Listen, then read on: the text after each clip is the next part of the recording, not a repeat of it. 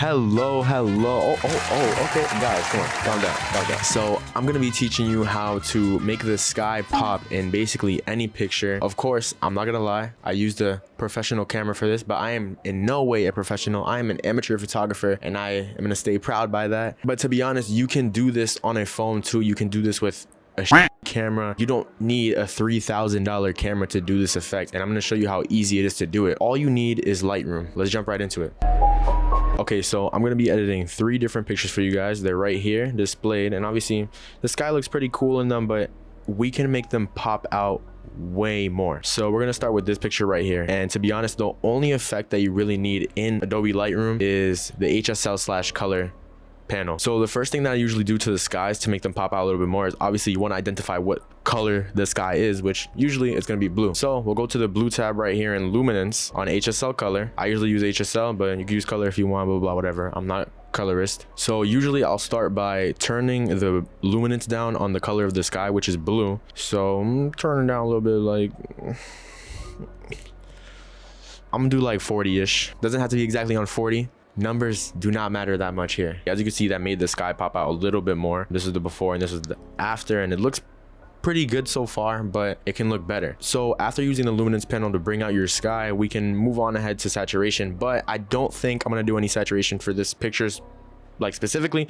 So I'm gonna go to hue. I want to change the color of the sky to match the energy of the picture, so I'm just gonna use the hue tab here and probably move it down a bit to like around 80, 70. And as you can see, I feel like that blends really nice with the picture, and this is the before and this is the after, and I think it looks way better. Moving on to our second example, this is another model. Very nice picture. I like this picture a lot. So once again, I usually start with the luminance. I always bring the luminance down to further expose the sky. Unless the sky is super dark, I could bring it up, but usually I just bring it down. So once again, we're gonna start with the luminance here, and I'm probably gonna bring it down to around -20 since it's already pretty exposed. I might want to saturate the sky a bit here, so we're gonna move that up to around 30, 40, and the sky is not exactly the color that I want it to be, so we're gonna move to the hue tab, and I think I'm gonna turn it more towards the teal side, just a little bit more, just tiny bit, probably just a 20. Not a big adjustment, but it means a lot to me.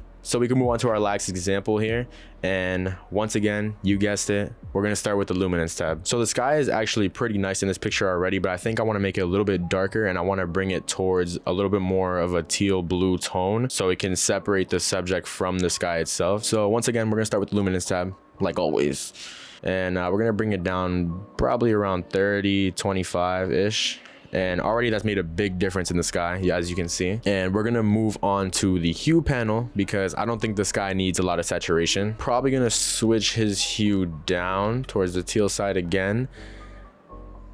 I'm gonna do about 35, 40-ish for this one. As you can see, that made a huge difference. You can see that the sky pops out immensely. The color is rich, beautiful. I really like how it looks. This is a really easy trick that you can incorporate into all your photos, a lot of your photos that are outside, to make the environment look a little more clean. You can use it to separate the subject from the background. It's a really nice trick that I love using in all my pictures, and it makes the sky look cool, and the sky is my favorite thing. So here's some before and afters of the pictures so you can see the difference in the sky.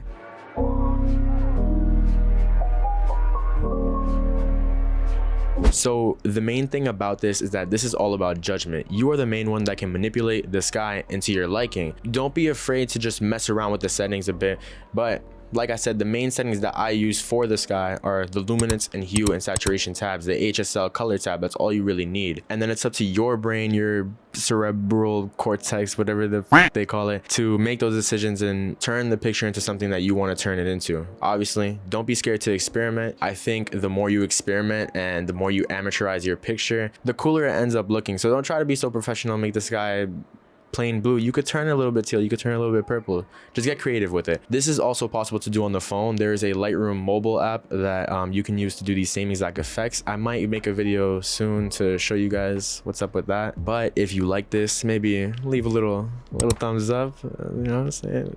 Little subscribe, little something nice, you know what I'm saying? Leave in the comments something you want to see. Maybe you want me to teach you something else. Obviously, like I said, I'm not a professional, I'm an amateur, but I would really like to share the little tricks and stuff that I know in this app, and I hope that it helped you. So yeah, I hope this helped you.